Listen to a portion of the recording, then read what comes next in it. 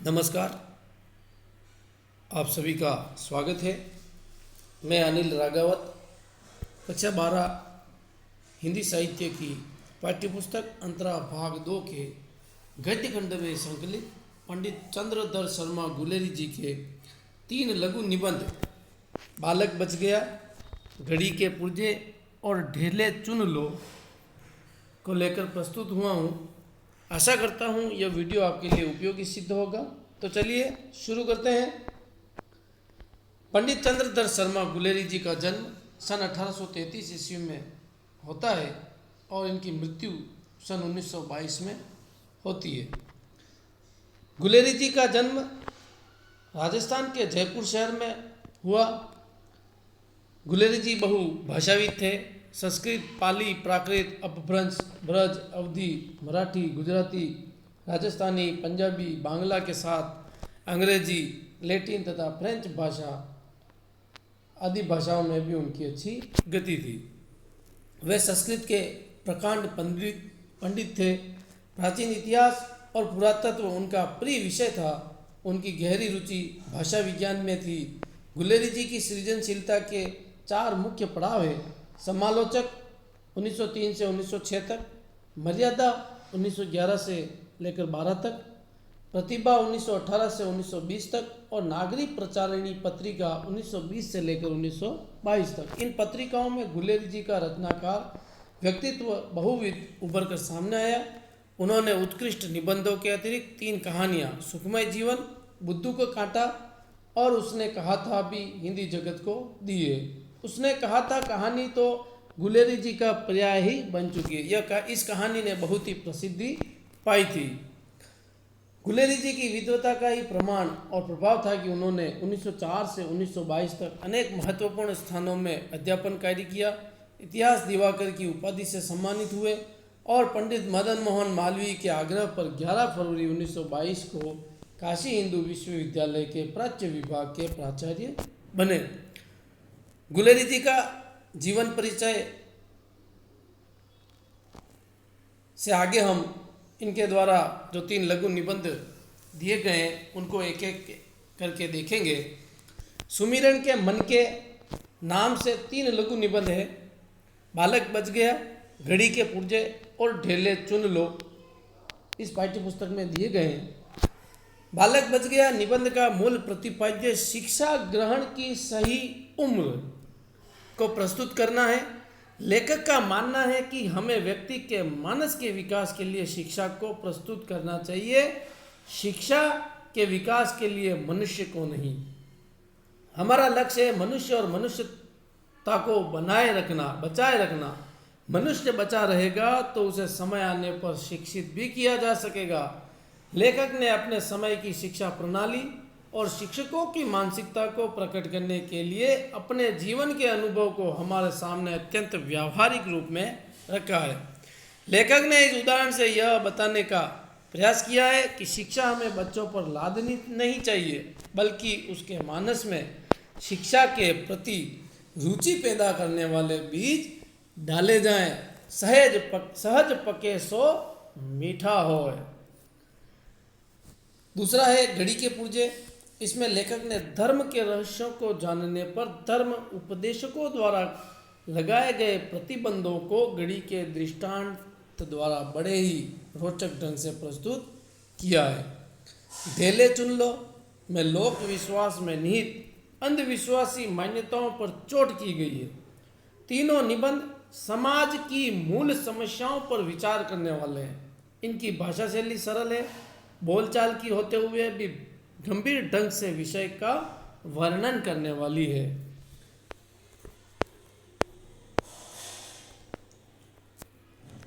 पहला लघु निबंध बालक बच गया। बहुत ही 3 लघु निबंध दिए गए हैं। तीनों ही लघु निबंध किसी न किसी सामाजिक समस्या को लेकर के लिखा गया है और भाषा की दृष्टि से बहुत ही सरल है और बड़ी ही आसान भाषा में सामाजिक समस्या को प्रस्तुत करने का प्रयास किया गया है। बालक बच गया एक पाठशाला का वार्षिकोत्सव था। मैं भी वहाँ बुलाया गया, लेखक को भी वहाँ आमंत्रित किया गया था, लेखक स्वयं वहाँ गए थे। वहाँ के प्रधान अध्यापक का एकमात्र पुत्र, जिसकी अवस्था 8 वर्ष की थी, उम्र केवल मात्र 8 वर्ष की थी, बड़े लाड से नुमाइश में मिस्टर हादी के कोलू की तरह दिखाया जा रहा था। नुमाइश यानी दिखावे के लिए। उन प्रधान अध्यापक का जो पुत्र था, उस पुत्र को सभी के सामने उसकी योग्यता के दिखावे के लिए, बड़ा ही मेहनती लड़के के रूप में दिखाने के लिए सभी के सामने प्रस्तुत किया गया था। उसका मुंह पीला था, आंखें सफ़ेद थी, दृष्टि भूमि से उठती नहीं थी। प्रश्न पूछे जा रहे थे, उनका वह उत्तर दे रहा था। यानी सभी लोग उससे तरह तरह के प्रश्न पूछ रहे थे, उन प्रश्नों का उत्तर वो 8 वर्ष का बालक देता जा रहा था। धर्म के 10 लक्षण वह सुना गया, 9 रसों के उदाहरण दे दिए। पानी के 4 डिग्री के नीचे शीतता में फैल जाने के कारण और उससे मछलियों की प्राण रक्षा को समझा गया। चंद्र ग्रहण का वैज्ञानिक समाधान दे गया। अभाव को पदार्थ न मानने का शास्त्रार्थ कह गया। और इंग्लैंड के राजा 8वें हेनरी की स्त्रियों के नाम और पेशवाओं का कुर्सीनामा सुनाया गया। यानी कहने का तात्पर्य यह है कि बालक की वर्ष 8 उम्र की है और उससे कहीं उच्च स्तर के सवाल उससे किए गए और उसने उन सभी सवालों का सही सही जवाब दे दिया। फिर अंत में उससे पूछा गया कि तुम क्या करेगा, तो बालक ने वही सीखा सिखाया उत्तर कि मैं यावत जन्म यानी जन्म से लेकर मृत्यु तक लोक सेवा करूंगा। यानी बच्चे को ये सभी प्रश्नों के उत्तर रटा दिए गए थे। सभा वाह वाह करती सुन रही थी। पिता का हृदय उल्लास से भर रहा था। एक पिता बहुत प्रसन्न हो रहा था पुत्र की वाई वाई सुनकर के। एक वृद्ध महाशय ने उसके सिर पर हाथ फेरकर आशीर्वाद दिया और कहा कि जो तू इनाम मांगे वहीं दे दे हम तेरे को। बालक कुछ सोचने लगा कि क्या मांगूं। पिता और अध्यापक इस चिंता में लगे कि देखे यह पढ़ाई का पुतला कौन सी पुस्तक मांगता, यानी जो दिन भर पढ़ाई में ही लगा रहता है, सब कुछ रटने में लगा रहता है, वह आज कौन सी वस्तु मांगता है या कौन सी पुस्तक मांगता है। बालक के मुख पर विलक्षण रंगों का परिवर्तन हो रहा था। बालक मन ही मन सोच रहा था कि क्या मांगे वो। हृदय में कृत्रिम और स्वाभाविक भावों की लड़ाई की झलक आंखों में दिख रही थी। कुछ खास कर गला साफ कर नकली पर्दे के हट जाने पर स्वयं विस्मित होकर बालक ने धीरे से कहा लड्डू। यानी बालक ने इनाम के रूप में लड्डू को मांगा। बालक का बचपन स्वाभाविक रूप से प्रस्तुत हो गया और उसने उस बचपन के प्रभाव से प्रभावित होकर ही लड्डू को इनाम के रूप में मांगा। पिता और अध्यापक निराश हो गए। उनके हाथ निराशा ही लगी। वो तो ये सोच रहे थे कि कोई न कोई अच्छी सी पुस्तक इनाम के रूप में मांगेगा। तभी लेखक कहता है कि इतने समय तक मेरा श्वास घुट रहा था। जब से बच्चे को सवाल जवाब किए जा रहे थे, बच्चा उन सवालों का उत्तर दे रहा था, तब तक लेखक इस दृश्य को देखकर उसका श्वास घुट रहा था। अब मैंने सुख से सांस भरी। उन सब ने बालक की प्रवृत्तियों का गला घोटने में कुछ उठा नहीं रखा था। यानी बालक की जो स्वाभाविक प्रवृत्तियां होती है उसे दबा करके उसे सिर्फ एक रट्टू तोता बनाने का प्रयास किया जा रहा था। तभी लेखक कहते हैं कि लड्डू मांगने पर उस बालक का जो बचपन है वो बचपन और स्वयं वह बालक भी बच गया। उसके बचने की आशा है क्योंकि वह लड्डू की पुकार जीवित वृक्ष के हरे पत्तों का मधुर मरमर था, मरे काठ की अलमारी की सिर दुखाने वाली खड़खड़ाहट नहीं। यानी बच्चा भले ही उसके अभिभावक उसे रटने पर शिक्षा ग्रहण कर रटी रटाई शिक्षा ग्रहण करने पर बल दे रहे थे, लेकिन फिर भी उस बालक के अंदर उसका जो स्वाभाविक बचपन है वो बचपन अभी तक जीवित था। तो लेखक के इस लघु निबंध के पीछे यही उद्देश्य है कि शिक्षा ग्रहण करने का जब समय आता है, सही समय आता है, तभी बालक को शिक्षा के लिए उत्साहित करना चाहिए। और हमें मनुष्य के मानस पटल पर शिक्षा को प्रस्तुत करना चाहिए। शिक्षा के लिए मनुष्य को कभी प्रस्तुत नहीं करना चाहिए। यदि मनुष्य और उसकी मनुष्यता जीवित रहेगी तो समय आने पर उसे शिक्षित भी किया जा सकेगा। घड़ी के पुर्जे ये गुलेरी जी का दूसरा लघु निबंध है। धर्म के रहस्य जानने की इच्छा प्रत्येक मनुष्य न करे, जो कहा जाए वही कान ढलका कर सुन ले। इसे सतयुगी मत के समर्थन में घड़ी का दृष्टांत बहुत तालियां बजाकर पिटवा कर दिया जाता है। यानी जो धर्म के पुरोधा है, धर्म के जो उपदेशक है, उन्होंने समाज के अन्य लोगों के ऊपर ये प्रतिबंध लगा रखे थे कि धर्म के रहस्यों को या धर्म के बारे में जो भी बातें हैं उन बातों के रहस्यों को जानने का प्रयास दूसरे व्यक्ति नहीं कर सकते हैं। ये तो केवल धर्म उपदेशों का ही जन्म सिद्ध अधिकार है। घड़ी समय बतलाती है। किसी घड़ी देखना जानने वाले से समय पूछ लो और काम चला लो। यदि अधिक करो तो घड़ी देखना स्वयं सीख लो, किंतु तुम चाहते हो कि घड़ी का पीछा खोल कर देखें, पुर्जे गिन लें, उन्हें खोलकर फिर जमा दें, साफ करके फिर लगा दें, यह तुमसे नहीं होगा। इस घड़ी के दृष्टांत के द्वारा धर्माचार्यों ने, वेद शास्त्रज्ञों ने एक जन सामान्य पर धर्म के रहस्यों को जानने के लिए प्रतिबंध लगा दिया। और उसके पीछे कारण यही है कि उनके द्वारा जो मत सिद्धांत दिए गए हैं, उन मत सिद्धांतों का कहीं विरोध ना होने लग जाए और उनका जो समाज के अंदर धर्म शास्त्रज्ञ, वेद शास्त्रज्ञ और धर्माचार्य या उपदेशक का जो पद है, उस पद पर कहीं आँच नहीं आ जाए। तो ये लोग जो है वो अन्य व्यक्ति को धर्म के बारे में जानने के लिए प्रतिबंध लगाते हैं। तुम उसके अधिकारी नहीं।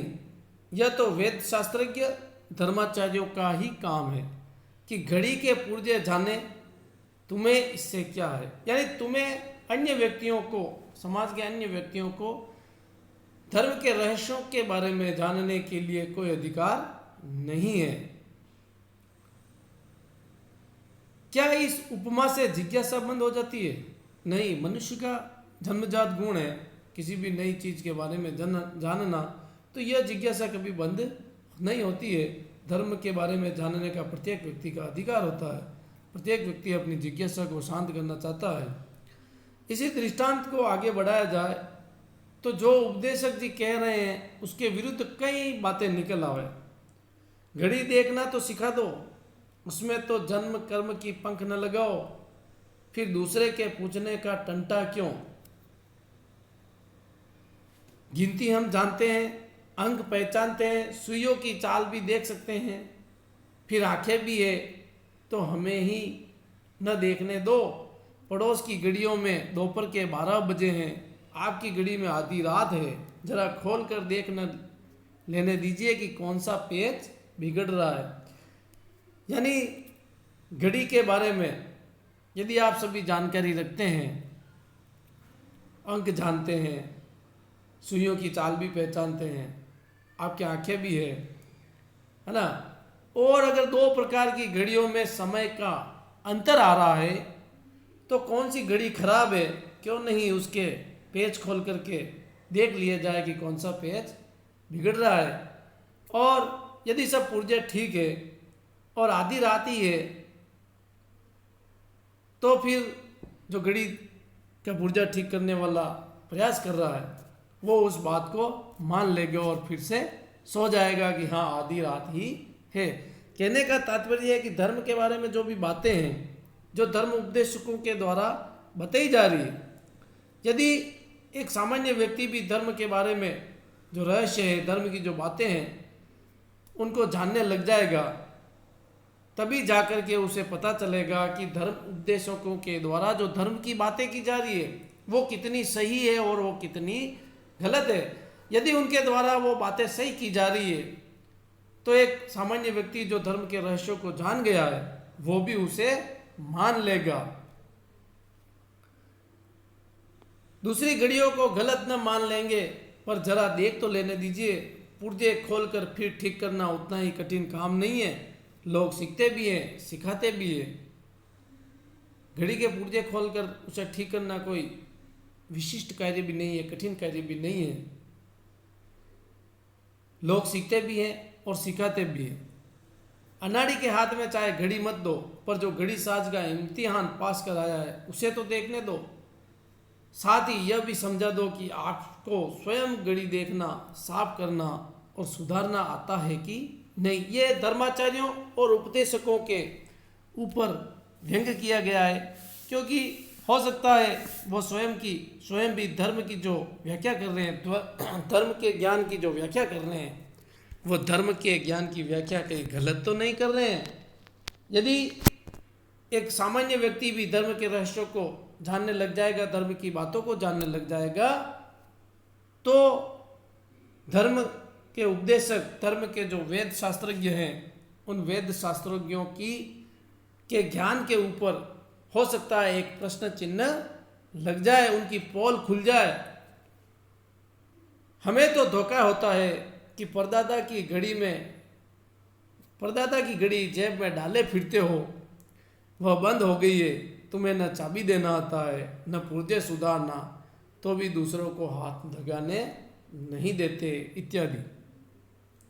कहने का तात्पर्य यह है कि जो धर्म उपदेशक है वो पीढ़ी दर पीढ़ी अपना पेशा बनाए हुए हैं और अपने परदादा के जमाने से चलते आ रहे धर्म उपदेशक के पद पर वो विराजमान है, वेद शास्त्रज्ञ के पद पर विराजमान है, और उन्हें किसी भी प्रकार से चाबी देना आता नहीं है, पुर्जे सुधारना आता नहीं। कहने का तात्पर्य यह है कि उन्हें धर्म के बारे में कोई ज्ञान नहीं है, धर्म की वो गलत व्याख्या करते हैं, धर्म के रहस्यों को वो किसी भी प्रकार से भली भांति नहीं जानते हैं और ना ही इन के बारे में वो किसी दूसरे को जानने देते हैं। यदि कोई व्यक्ति इन धर्म के रहस्यों के बारे में जानने का प्रयास करता है, धर्म की बातों को जानने का प्रयास करता है, तो उस पर प्रतिबंध लगाने का प्रयास ये पूरा करते हैं कि तुम्हें कोई अधिकार नहीं है।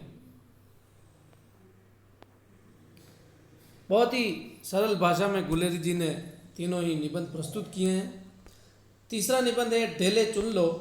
ये एक सामाजिक अंधविश्वास को लेकर लिखा गया है। शेक्सपियर के प्रसिद्ध नाटक मर्चेंट ऑफ वेनिस में पोर्शिया अपने वर को बड़ी सुंदर रीति से चुनती है।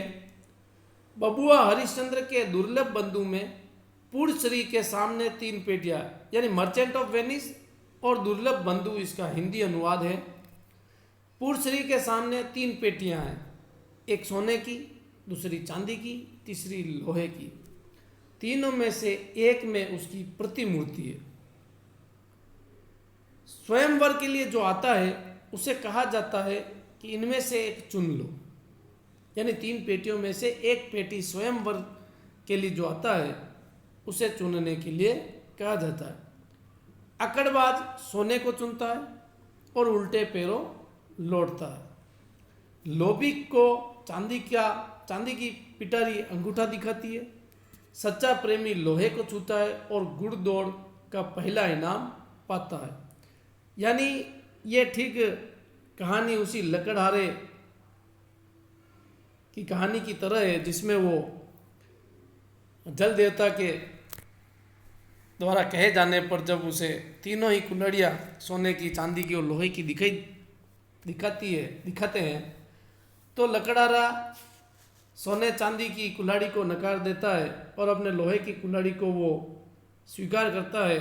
तो इससे जल देवता प्रसन्न होकर के उसे तीनों ही कुल्हाड़ियाँ उपहार स्वरूप दे देते। ठीक उसी तरह से इसमें भी जो सच्चा प्रेमी होता है, जो सच्चा व्यक्ति होता है, वो जब लोहे की पेटी को चुनता है तब उसका स्वयंवर, तब उसका विवाह उस स्त्री के साथ में हो जाता है और उसे एक सच्चा प्रेमी मानकर उसे स्वीकार कर लिया जाता है और वह उसमें विजयी होता है। ठीक ऐसी ही लॉटरी, ये सब कहानियाँ हैं, लेकिन इन कहानियों को लेकर के वैदिक काल में एक परंपरा चलती थी हिंदुओं के अंदर। इसमें नर पूछता था और नारी को उसका उत्तर बताना पड़ता था। स्नातक विद्या पढ़कर, नहा धोकर, माला पहनकर, सेज पर जोग होकर किसी बेटी के बाप के यहाँ पहुँच जाता है। जैसा कि चित्र में देख रहे हो आप कि वर जो है वो वधू का चयन करने के लिए जाता है और वधू के बाप के घर ही वर पहुंचता है और उसके सामने मिट्टी के 5-7 प्रकार के अलग अलग ढेले चुनकर लाता है। वो ये ढेले किस किस मिट्टी से बने हुए हैं इसके बारे में सिर्फ इस वर को पता है, वधू को इस बारे में किसी भी प्रकार से जानकारी नहीं होती है। तो विवाह की जो रीति है वो किस प्रकार की है इसको अपन देखते हैं। वह उसे गो भेंट करता है, पीछे वो कन्या के सामने कुछ मिट्टी के ढेले रख देता है, उसे कहता है कि इसमें से एक उठा लो, कहीं 7, कहीं कम, कहीं ज़्यादा, अलग अलग संख्या हो सकती थी। नर जानता था कि ये ढेले कहाँ कहाँ से लाया हूँ, यानी ये किस किस स्थान की मिट्टी है और किस किस जगह की मिट्टी इसमें मिली हुई है। कन्या जानती नहीं थी, कन्या को इसके बारे में किसी प्रकार से जानकारी नहीं थी। यही तो लॉटरी की बुझावल ठहरी, यानी कन्या जो है वो यदि सही ढेला चुन लेती थी तो उसका विवाह स्वीकार कर लिया जाता था या वो विवाह के लिए तैयार हो जाती थी।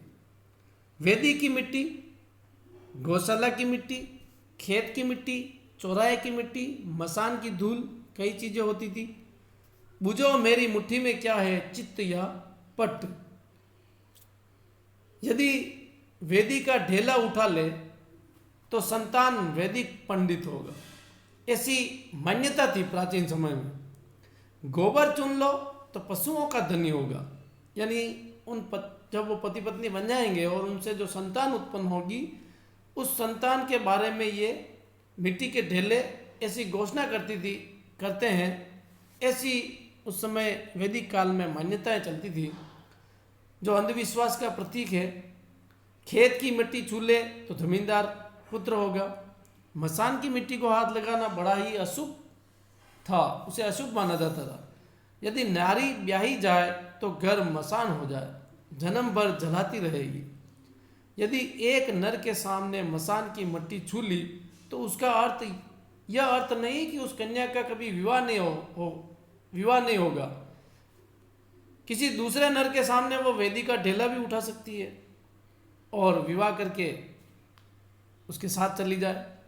बहुत से गृह सूत्रों में ढेलों की लॉटरी का उल्लेख है, अश्वलायन, गोबिल, भारद्वाज सभी में।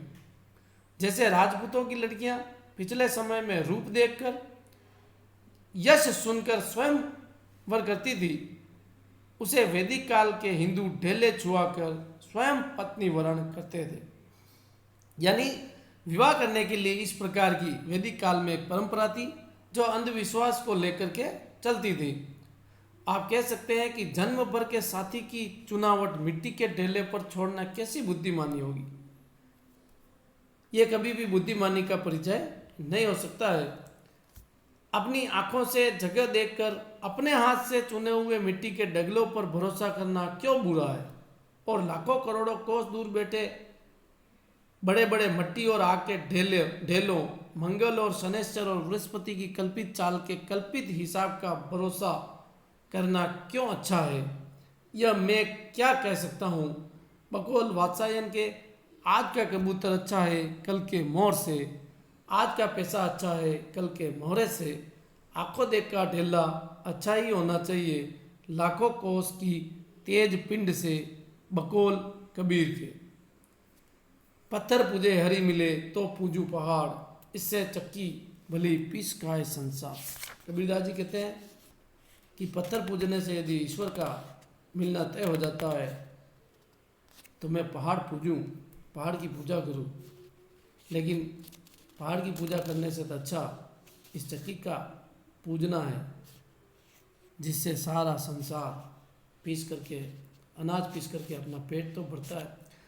तो भविष्य में क्या होने वाला है उसके बारे में चिंता करने से अच्छा है मनुष्य को वर्तमान के बारे में चिंता करना चाहिए, और इन अंधविश्वासों से परे हट करके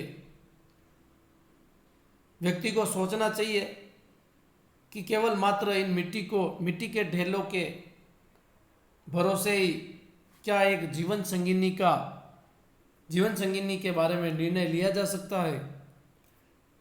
ये जो परंपरा प्राचीन वैदिक काल में चलती थी, यह परंपरा पूर्णतः अंधविश्वास से युक्त थी, और उस अंधविश्वास के कारण महिलाओं की जो स्थिति थी वो स्थिति